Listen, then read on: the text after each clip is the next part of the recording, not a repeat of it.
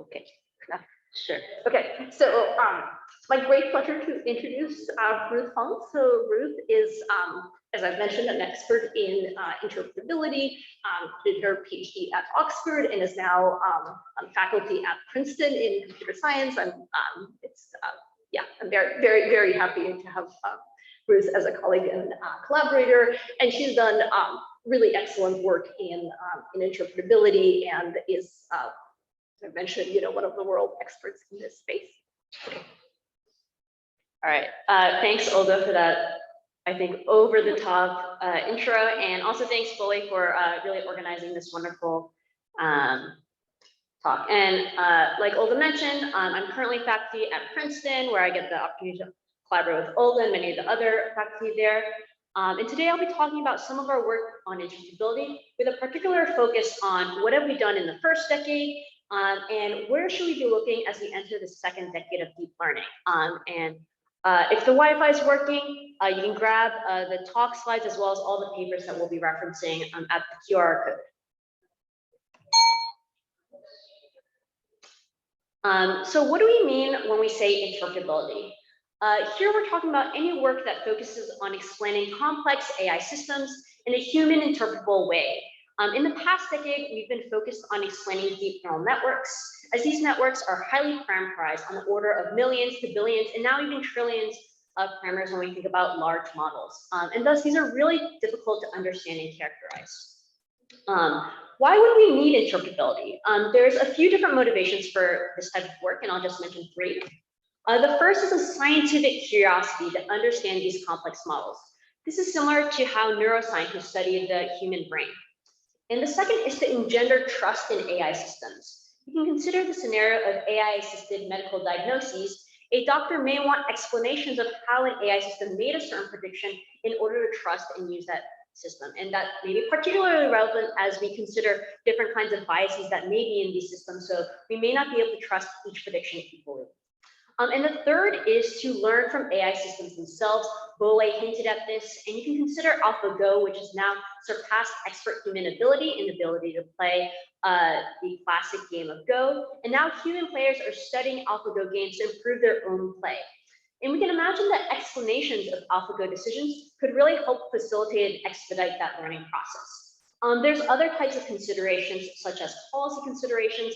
In the EU, where I did my PhD, the General Data Protection Regulation from 2018 enumerated a right to an explanation from algorithmic decisions. So we're quite a far cry away from that, but this has been already enumerated as a thing that we really want to be able to provide to citizens. So given this variety of motivations, it naturally follows that explanations may look very different depending on the reason for the interpretability. And we'll discuss that along the way. So before looking forward to the next decade of exciting research directions, I'll give a very brief and incomplete retrospective of the first decade of deep learning and interpretability. And here, the years are just representing the years from the particular early works I'm presenting. I'm not trying to place time limits on anything. So in deep learning, there have been a number of exciting developments in the past decade. Starting off in 2012, when AlexNet and ImageNet together demonstrated the power of CNNs when given enough training to make much progress and kind of generate this new AI revolution. To work in generative modeling, first through GANs, and then more recently with diffusion models like DALL-E 2 and Imagine. And we've also seen more crosstalk between adjacent communities like multimodal self-supervised learning using audio for training signals, as well as transformers making large gains in NLP first and now vision. These are just a few of the exciting movements in our research communities, and ideally we hope that interpretability moves with our broader community as new frontiers are explored. So how do we do in this past decade? In interpretability in the past decade, there have been 2 or 3 main dominant research areas. The first has been focused on explaining why a model made a specific output prediction. And from this theme, attribution heat maps, which visualize where a model looks for evidence for its decision, arose and became the most researched area within interpretability. The second major focus has been on understanding the internal workings of deep neural networks. And here, researchers most actively developed various feature visualizations, which visualize what visual stimuli most activated individual channels or neurons in a network. Both of these approaches primarily explained and studied existing methods post-hoc, meaning after that they've been trained. And the third and most recent development has been on developing models that build in an explanation as part of their decision-making process. And these are called interpretable by design models. Unfortunately, this doesn't map too well onto that timeline that I showed you on the previous slide. Whereas these three main research themes primarily focus on understanding and approximating supervised CNN classifiers, we really haven't done a great job covering the variety and breadth of work that's been done in the past decade. There have been a few notable exceptions like GAN paint, as well as transformer circuits that focus on understanding GANs and transformers respectively. But on average, we've primarily focused on CNNs. So looking forward to the next direction, here's a few key directions I think will be crucial for the next decade. The first strand is to develop interpretability methods for diverse domains. We need to move beyond CNN classifiers and develop interpretability for the wide range of research that is happening and represented at this conference. And the second is to center humans throughout the development process. Specifically, when developing methods for engendering trust, we need to have real-world stakeholders at the table and understand their interpretability needs. Currently, most existing works aren't suitable to be used in the real-world settings. Also, in evaluation, we need to be critically measuring the human interpretability and usefulness of our methods.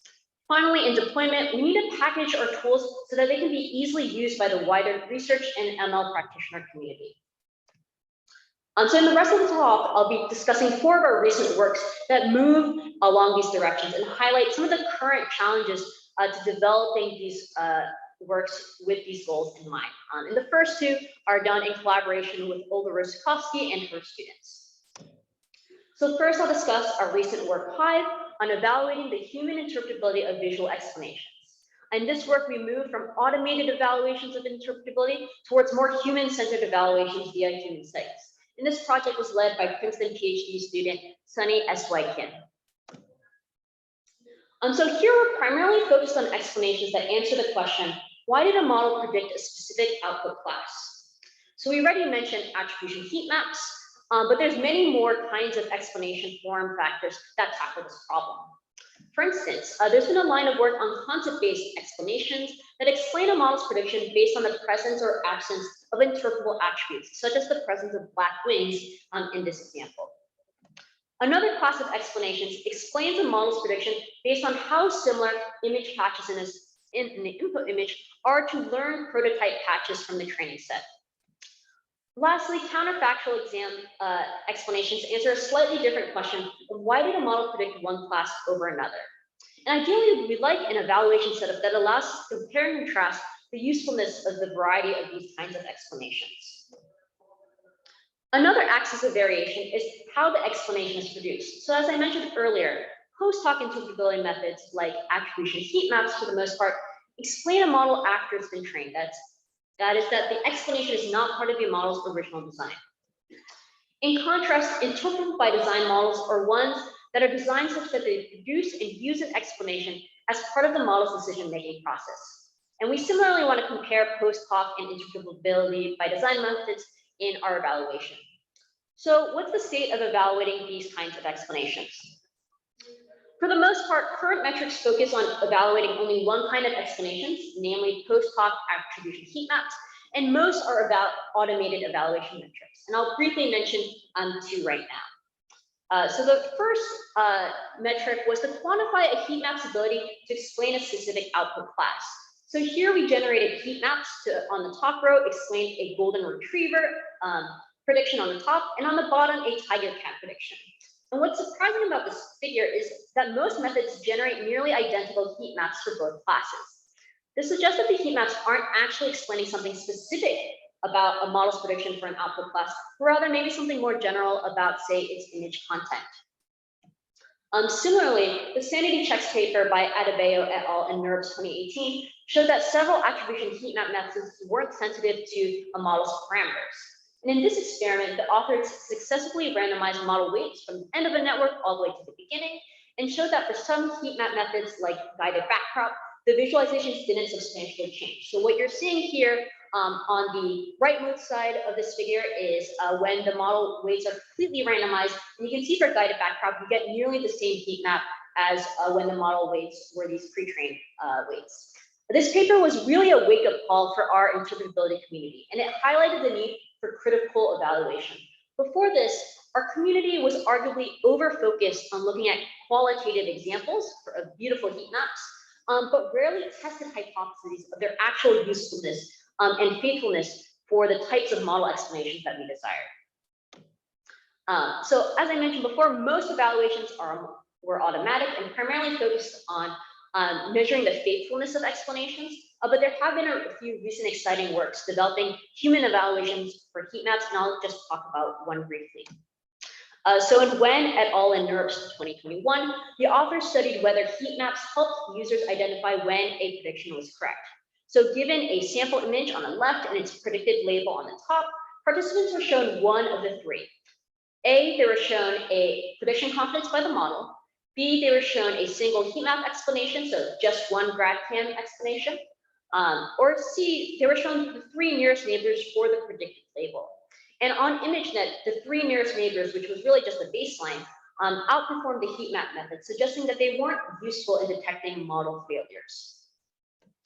So kind of building on especially the recent work on human studies for heat map evaluation, in our new work Hive, we have three main goals. The first was to enable this cross-method comparison, in contrast to prior works that primarily focused on evaluating heat maps. The second was to center humans in the evaluation process and measure if interpretability methods were actually useful to humans, in contrast to prior works that focused on automatic evaluation and really measuring the sensitivity of these heat maps for certain desiderata. And finally, we wanted to enable falsifiable hypothesis testing.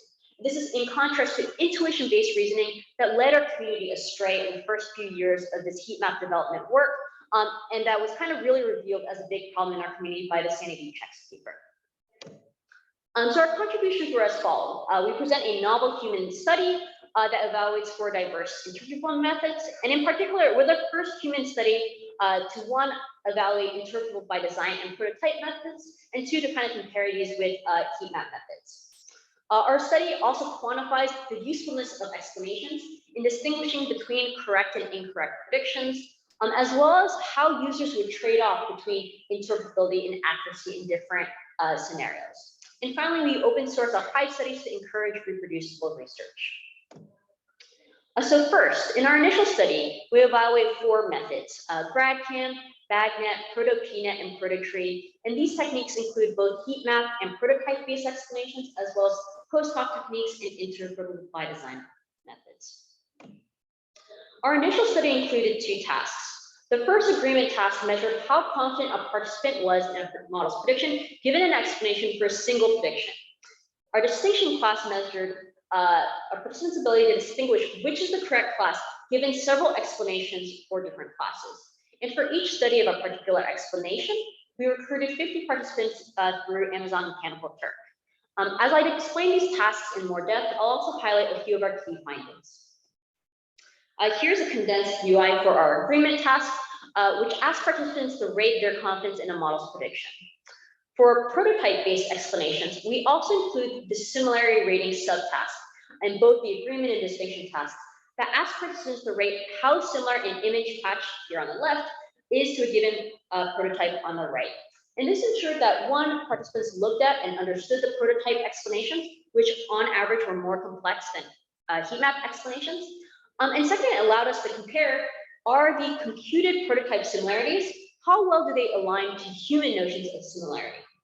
And it turned out that when we compared participants' ratings of prototype similarities, we found no significant correlation between their ratings and the model's computed similarity scores. Our study confirmed previous anecdotal observations made by prior work, but this is the first systematic study that really quantified and substantiated this claim. Our second finding is that the agreement task reveals a confirmation bias. When we analyzed participants' responses to the agreement task box in blue, we found that more than 50% responded that they were either fairly or somewhat confident that a prediction was correct. That is, they checked the top two answers. And this held true even when incorrect predictions were shown. So diving more into these graphs, here we're showing results on both hub trained and ImageNet trained models. On the x-axis, we show results for our interpretability methods, and on our y-axis, we're reporting the percent of predictions deemed correct. That is the percent of respondents that checked one of the two answers with blue check marks. Here, the dotted line is 50%, which is our baseline for random guessing, and green circles denote results for correct predictions by the model, and orange triangles. Oh, there's a thing that popped up on the screen. Okay. Like transcript.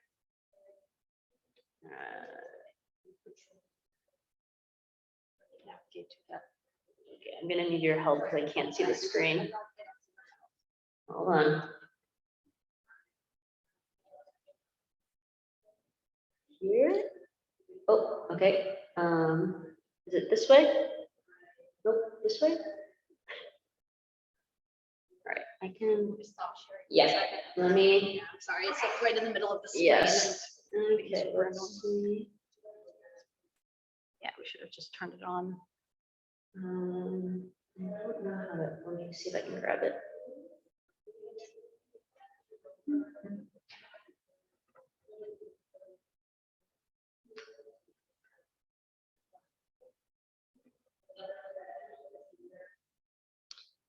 Can you just make yourself co-host? Because then I bet I could do that. Okay.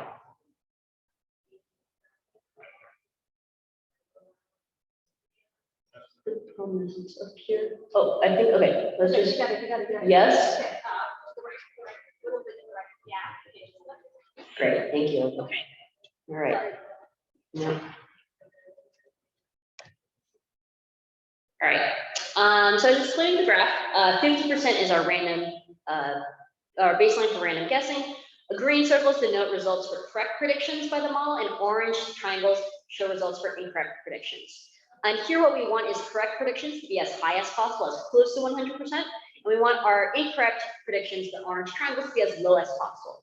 And what's key here is that our orange triangles are above our 50% random chance baseline. What this suggests is that even though there is a gap between participants' confidence between correct and incorrect predictions, the incorrect predictions are still above our 50% random baseline, meaning that participants believe them to be correct more often than not.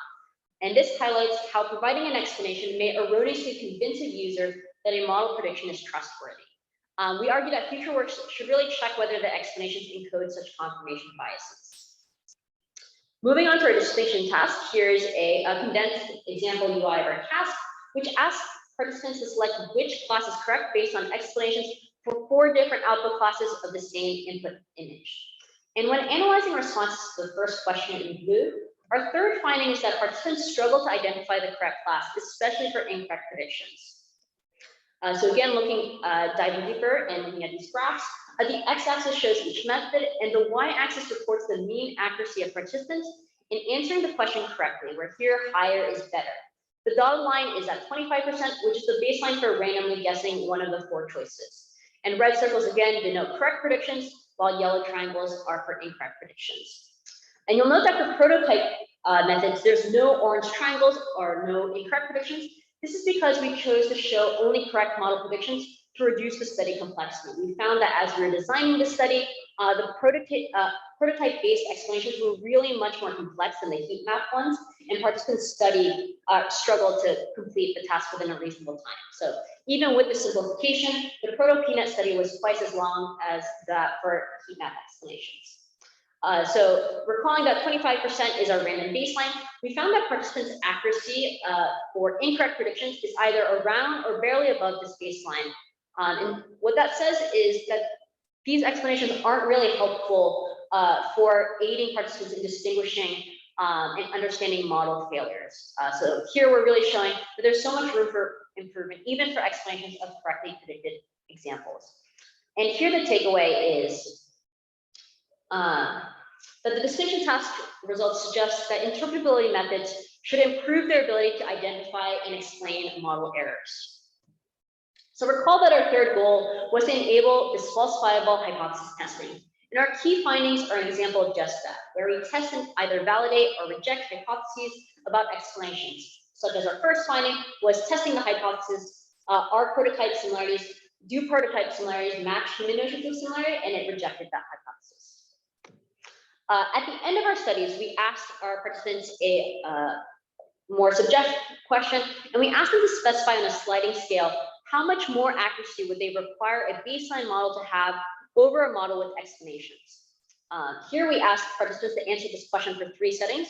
First, for low-risk settings, such as for educational uses. Second, for medium-risk settings, like biodiversity monitoring. And third, for high-risk settings, such as veterinary science. Here, the x-axis shows the risk setting, and the y-axis reports the mean required accuracy gain a baseline model needed to have over a model with explanations in order for participants to prefer that baseline model. So explaining the high-risk setting bar on the right, participants required a baseline model to have almost 11% higher accuracy than a model with explanations.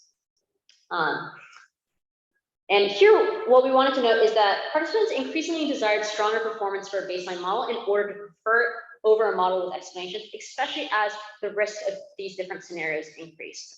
This suggests that humans prefer explanations, particularly in high-risk settings, to the point of being willing to trade off more accuracy for them. That said, the results from our prior 2 tasks suggest that the usefulness of current explanations is limited in real-world AI human assisted scenarios, and we really need to close this gap that we highlighted in our studies. So zooming out, we identified a few challenges for future human evaluation work. The first is an obvious skills cost in human studies. That is, we need really strong web development skills, and it's really a testament to our lead student authors that really actualized the Hive studies and made them kind of the amazing UIs that we saw.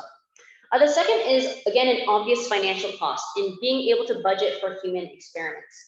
And the third, I think, is more subtle, that there's a time cost that arguably is different and possibly longer compared to more traditional GPU-oriented computational experiments. And this is for human study design and iteration.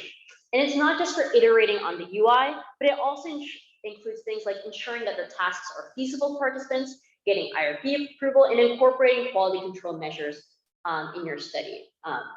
So despite all these costs, we still think that human evaluation is crucial to interpretability because the whole point of interpretability is that we want these methods to be useful for humans.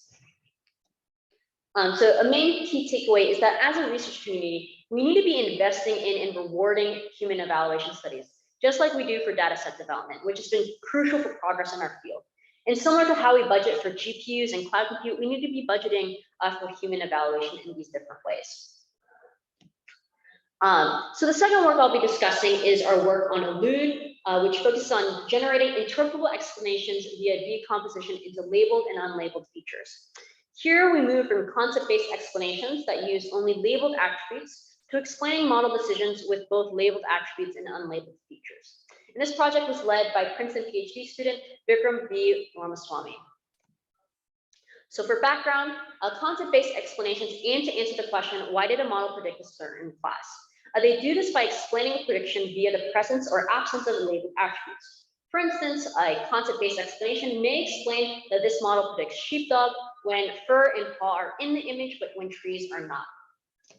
And the main benefit to this approach is that label concepts are interpretable to humans. It's easy for us to reason about the presence of fur and paw in tree. One great example of concept-based explanations is the concept bottleneck model. This is an interpretable by design model, which predicts the presence or absence of attributes and learns to weight the importance of each attribute for a given output class. It then linearly combines everything to form its output prediction. However, there's a few problems with using these fractional values that it outputs. First, it can be really hard for humans to reason. What does it mean when the logic for fur is 9.2? Second, and this is probably more important for our discussion, they can encode hidden information. For instance, when the authors passed their presence and absence vector through a sigmoid function, effectively binarizing these fractional values, the performance dropped for the downstream tasks dropped significantly, which suggests that the fractional values are encoding some hidden information that wasn't related to the attributes that they were supposed to be explaining. So building off of the concept bottleneck model, our latest work, ELUDE, which stands for explanation via labeled and unlabeled decomposition of features, differs in a few key ways. The first is we aim to approximate the behavior of a model after it's been trained. So this is a post-hoc technique, instead of training an interpretable by design model from scratch. And the second is that we aim to do this by explaining the model's behavior as a decomposition of labeled and unlabeled features. And so recall that this is our goal. So what we first do is we learn to make predictions by linearly combining ground truth attributes for an input image. And note that this indicator vector is binary, it's not fractional. So it solves that first problem we mentioned. After we've learned to explain as much of the model as possible via these labeled attributes, we then learn the remaining unlabeled features as a low rank space. And then we can analyze what's learnable via attributes only versus what can only be represented using our feature space. So let's focus about what we can learn using attributes only. Here we show results for when we're trying to explain 3 different scene prediction tasks of increasing complexity. And we're quantifying how well the labeled attributes explain the original model. That's how well they match the original model's output prediction. We find that as the task complexity increases, so when we go from a 2-way classifier to a 16-way classifier to a 365-way classifier, the amount of labeled attributes that can be explained by the original model's predictions decreases. So in our simple classifier of indoor versus outdoor scenes, we could explain the original model with around 95% of our predictions, but this drops to below 30% when we're looking at a fine-grained scene classifier. And sorry for the kind of cutoffs. If you go to my website, you can see the PDFs of the slides, which should have it formatted correctly. What this highlights is a problem with using fractional values instead of binary attributes. So I would argue that kind of some previous works that only use attributes, we didn't really realize that as the task complexity increased, our attributes become quite limited in their ability to explain a classic CNN model. We can kind of dive in, and here we're analyzing our 16-way coarse scene classifier and break down performance for each output label. So here we're showing the true positivity rate for predicting each label as the original model did. And while we know that some scene groups do quite well, for instance, home and hotel can almost entirely be explained by attributes alone, about half a dozen scene groups at the bottom can't be explained at all using attributes. This suggests that perhaps the attributes being used are more relevant for some groups and not others. So then we really want to move towards understanding our learned feature space. So here on the left, what I'm showing is in each row, we show a few maximally or minimally activating images for directions from our low rank feature space.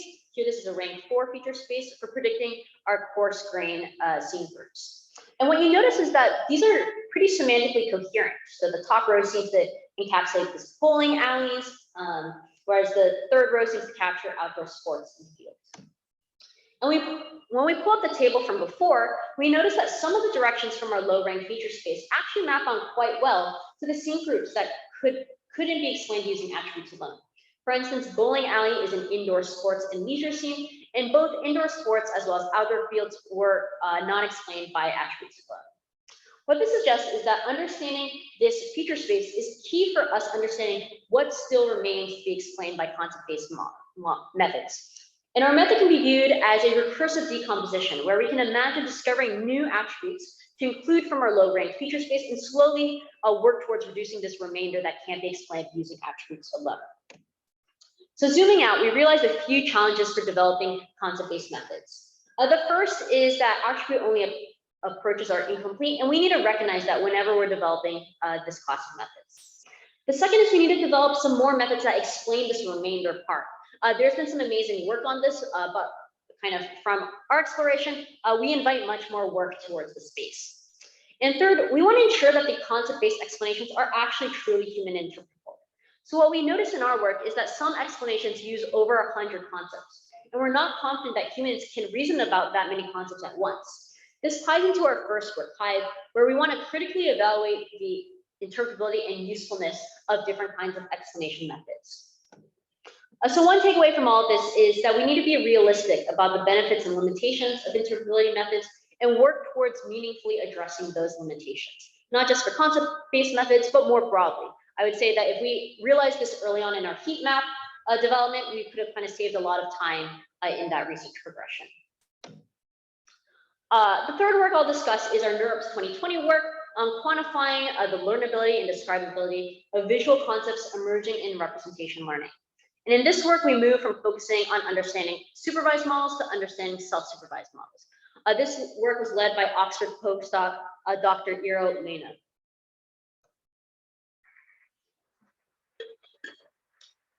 So recall that in supervised learnings, we're learning to predict our labels Y from inputs X. And in self-supervised learning, we don't have labels. We can only learn from our inputs, which are typically images or videos in computer vision. So what can we learn with just images? Let's consider the scenario where you can imagine that you have some groups of images where we present here as rows, where each group defines a visual concept. Here, humans can easily learn the concepts from examples and then decide whether new images are instances of these concepts without necessarily needing to name them. For instance, we all can probably match these new query images to the groups that they most likely belong to. In the past decade, self-supervised algorithms have reached and even surpassed supervised pre-training on ImageNet on downstream tasks. However, most interpretable works have focused on supervised learning, and we argue that we need to develop a deeper understanding of the representations learned by these self-supervised paradigms. In this work, we asked the question, to what extent are methods able to discover human interpretable concepts? So currently there's two main trends for obtaining these kinds of groupings. The first is to jointly learn representations in pseudo labels, and these directly yield a set of self-discovered clusters. And the second is to apply a clustering algorithm like k-means offline on top of the learned representation. So we propose two measures based on human judgments. The first we call learnability. Here we're checking whether a visual grouping is interpretable and coherent. And we measure this by testing the ability of humans to discriminate new instances of a group from negative ones in a forced binary choice setting. The ground truth is determined by the self-supervised method that's being evaluated. And here, most of us can probably guess that the correct answer is A. This is the image that belongs to the cluster of examples that were shown on the left. Furthermore, a human could probably even describe this concept grouping succinctly. I might describe this as a white animal in snow cluster. However, being able to learn patterns from images doesn't necessarily mean we can always find the words to accurately describe them. For this reason, we introduced another measure, which we call describability. Here, instead of showing a visual set as a reference, we instead summarize the group with a short description in natural language. The reasoning is that if humans can accurately predict which image fits the description, then the group is not only interpretable, but also describable. In this example, you can probably guess that the correct answer is B. Oops, sorry. That the correct answer is B. This matches the description. It's supposed to say dessert with chocolate sauce. Here we conduct experiments with descriptions provided manually by humans, but we also answer the question, to what extent can these groups be automatically described by evaluating a group level capturing system? So we conduct our evaluation and our studies on Amazon Mechanical Turk using clusters from two recent methods, Sela and Moko, and here we're measuring the human accuracy on the two tasks. So in this graph, each point represents a different cluster, where the orange points represent Moko clusters and the blue points represent Sela clusters.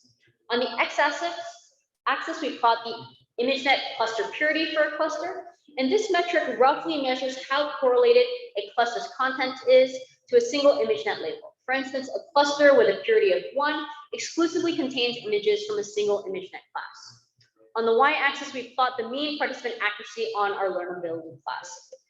So now this highlighted orange dot represents a Moko cluster with low ImageNet purity. That is, it doesn't correlate well with any particular ImageNet label, yet it achieves nearly 100% in our Learnability task, suggesting that it encodes a very semantically coherent concept despite not being correlated with an ImageNet label.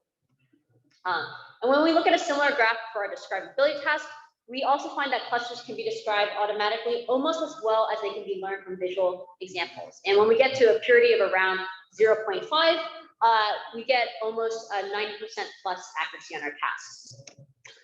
So we can look at a few qualitative examples. And here we find that a large portion of our clusters are in fact human interpretable and semantically meaningful, even those that don't correspond to ImageNet labels. That is, that they have low ImageNet purity.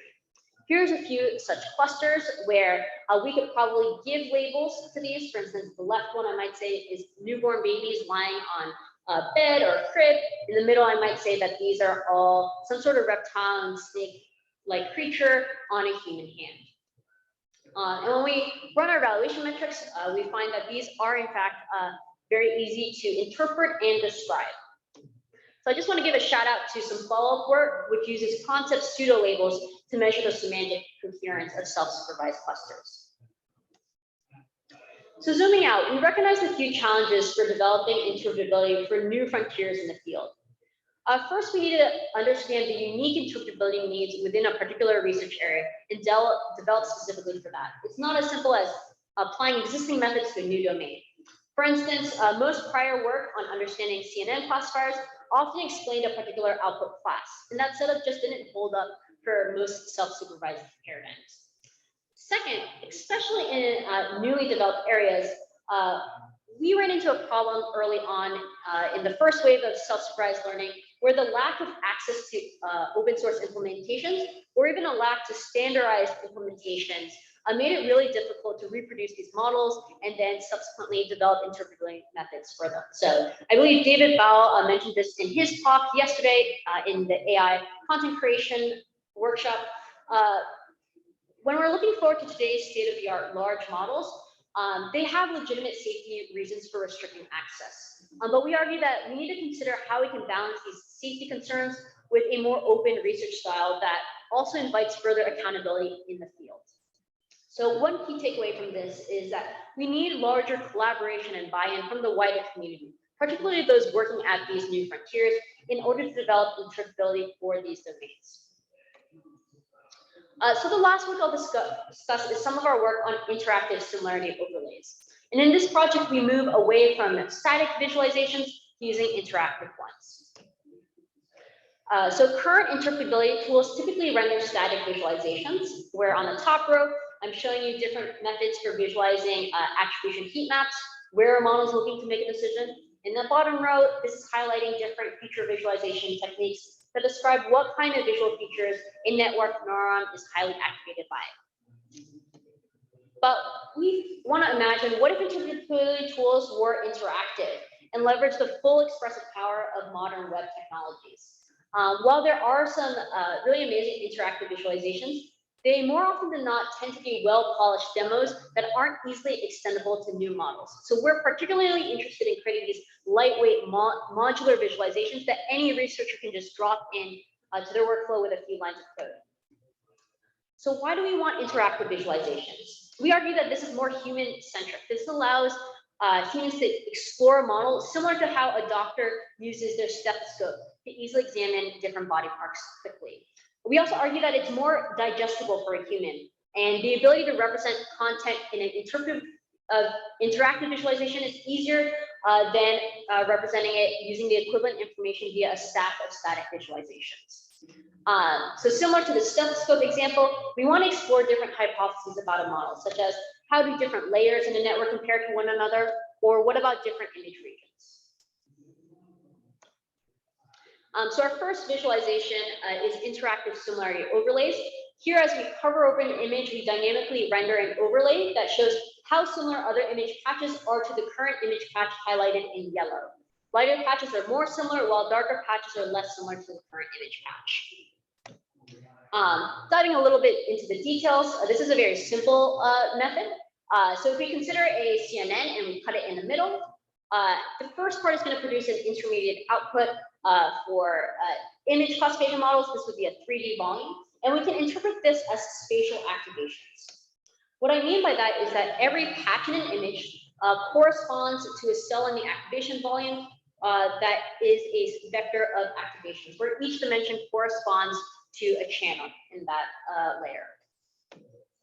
So after we compute the activation vectors at every spatial location, we then visualize the similarity or distances between activations at different spatial locations. And that's what we're visualizing.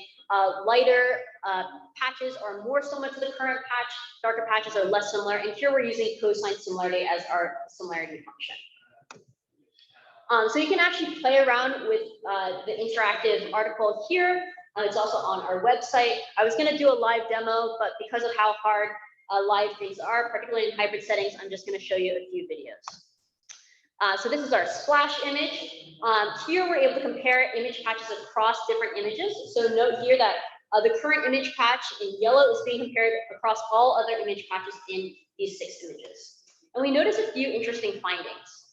First, We notice that when we hover over animal features, such as the eyes or dog head, we notice that the corresponding features are highlighted in other animals.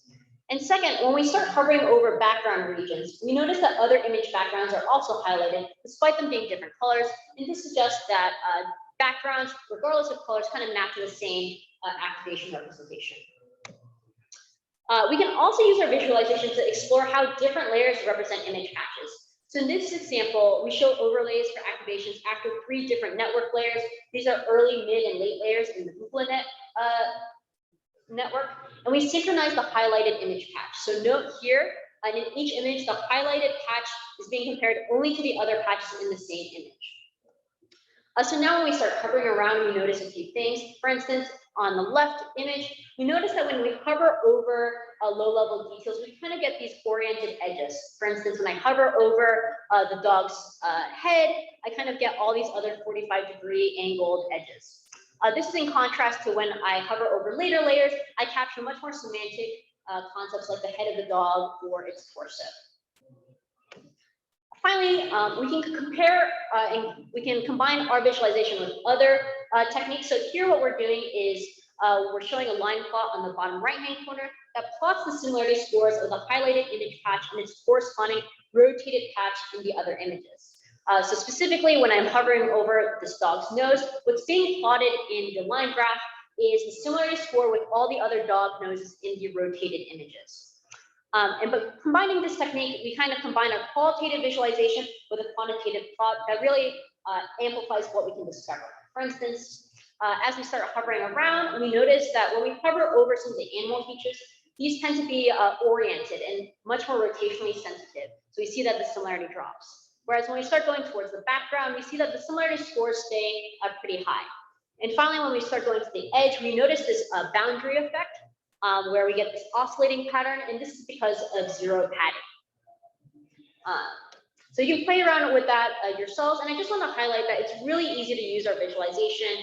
This works with both PyTorch and TensorFlow, and you can start using it as little as 10 lines of code. So we also have a new work that you can find demos for. This is in contrast to our similarity overlays, where we could only really compare activations of several hand-picked images. And in our latest work, Interactive Visualization Feature Search, we implement a reverse image search of sorts that allows users to select a free-form region in an image and then searches for nearest neighbors in activation space of a specific model and layer. So when I'm kind of highlighting the right side of this building at Princeton, I'm able to return the nearest neighbors from ImageNet are actually these arches from bridges. And we provide Colab notebooks to play around with our tool on our website. This project was led by Devin Urich, a Princeton undergrad student, and came out of some discussions with David Bao, another interpretability researcher. So zooming out, we noticed that there are a number of challenges for developing more interactive visualizations. Like human studies, there's a skills cost in web development skills. But thankfully, there's been a number of new platforms that I just discovered a few months ago, actually, that make it easier to make interactive visualizations and demos using only or mostly Python, and I'm really excited for this. Second, there's a potential for interactive visualizations to be misused as they're qualitative visualizations, just like the heat maps were. And while visualizations like these can be useful for developing intuition, we want to be clear that any hypotheses need to be tested with quantitative experiments. Third, we found that developing high-quality software tooling for research, not just interactive visualizations, aren't often rewarded. And I think this is a major bottleneck, that there's been some amazing interpretability work, but it actually takes a non-negligible amount of time to kind of get it working in a novel setting. And I think this is the reason why we haven't seen interpretability more widely adopted in our research community. Fourthly, in a similar vein, there have been really sparse publishing venues for interactive biz work. Distill was an online journal that had these amazing interactive articles, but unfortunately they went on hiatus about a year ago. But I think recently I've seen that the CVPR demo track allows for works for model inspection and visualization, so this may become a prominent venue for this line of work.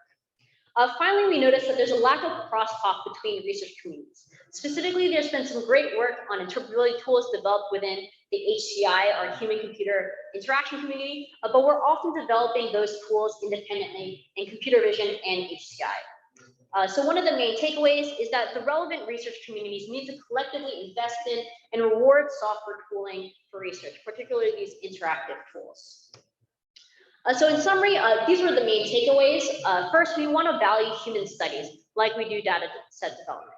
Second, we need to be realistic and even critical about the benefits and limitations of our methods. Third, we want much larger buy-in and collaboration from the wider research community. And finally, we want to value software tooling for research, particularly interactive tools. So at the beginning of my talk, I described kind of these main key directions I think are going to be important for the next decade in interpretability. In addition to advancing interpretability to these new frontiers of deep learning, which I also want to give a shout out that there's been some really awesome work at ICML 2020. There was a workshop on extending explainable AI beyond the self-supervised domain. There's also some follow-up, a book that kind of collected some of the works that are on this new frontier. And this second part of centering humans throughout the development process, I think is really exciting for this next decade. So my hope is that in 10 years, we'll have methods that are demonstrably useful to a variety of humans. From ML researchers and practitioners who use interactive viz tools regularly, just like they use TensorBoard, to doctors using explanations to decide when to use or override an AI system in healthcare, to maybe a novice bird watcher who uses explanations for a bird prediction model to improve their own ability to recognize birds. So in conclusion, we started off with a retrospective of the first decade in deep learning and interpretability, and we're really excited to see what's going to happen in this next decade. In particular, we want to encourage those of you who are new, maybe you're here at CVPR for the first time, we find it's always useful to have more diverse minds working in this space. So we're really excited to see what all of us collectively come up with together. Finally, none of this work would be possible without my amazing collaborators and funders, and we're hiring. So if you're interested in working on interpretability and explainable AI and fairness, Olga and I are hiring postdocs, and we'd love to chat more.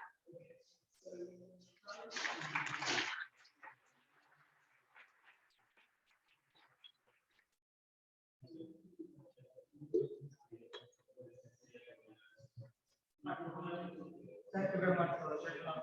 I'm also interested in explainable AI, and I actually kind of confused them for a long time that when we talk about interpretability, we always talk about explain the black box in your network, or we building up an interpretable model from in the middle, right? Interpretable by design. So I kind of want to know what do you think about the relationship in those two branches and the development in the future? So the question from the audience was, there's some works on explaining models post-hoc after they've been trained, and another line of work on interpretable by design, and how do we kind of weigh these two? I think it's realistic. I think right now where interpretable by design models are is that there is this trade-off between interpretability and accuracy in computer vision.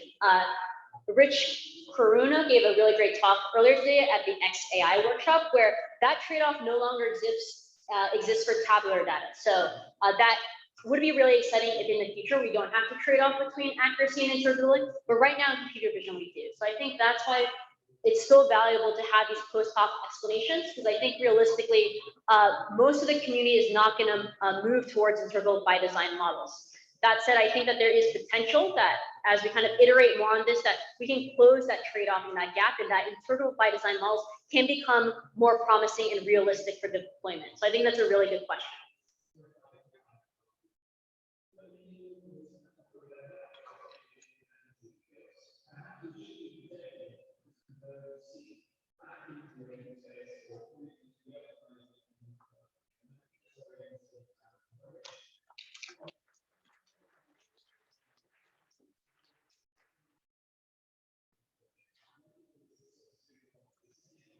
Yeah, thanks, Dr. Fong. So that concludes today's lecture. So thank you for attending.